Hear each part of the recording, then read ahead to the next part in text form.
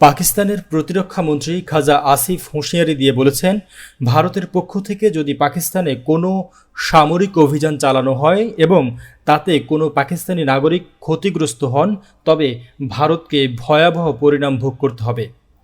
বৃহস্পতিবার ইসলামাবাদে জাতীয় নিরাপত্তা কমিটির বৈঠক শেষে সংবাদ সম্মেলনে তিনি এই মন্তব্য করেন।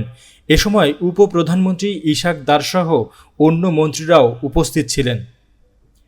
খাজা আসিফ দাবি করেন, পাকিস্তানের কাছে এমন তথ্য রয়েছে যে ভারতের পক্ষ থেকে পাকিস্তানের শহরগুলোতে সন্ত্রাসী হামলার পরিকল্পনা করা হচ্ছে। তিনি বলেন, আমরা সন্ত্রাসবাদের নিন্দা করি, তবে আত্মরক্ষার পূর্ণ অধিকার আমাদের রয়েছে। তিনি আরও বলেন, বেলুচ লিবারেশন আর্মি এবং তেহরিকি তালিবান পাকিস্তানের নেতারা বর্তমানে ভারতে চিকিৎসাধীন। কুলভূষণ যাদবের ভারতে জড়িত থাকার জীবন্ত প্রমাণ বলেও মন্তব্য করেন তিনি।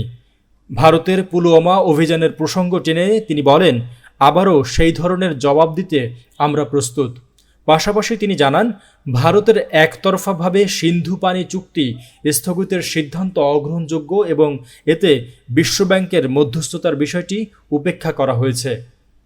উল্লেখ্য, গত মঙ্গলবার ভারত শাসিত কাশ্মীরে বন্দুকধারীদের হামলায় অন্তত ২৬ জন নিহত হয়েছেন। বেলাল হোসেন রবি, আন্তর্জাতিক ডেস্ক, HR নিউজ।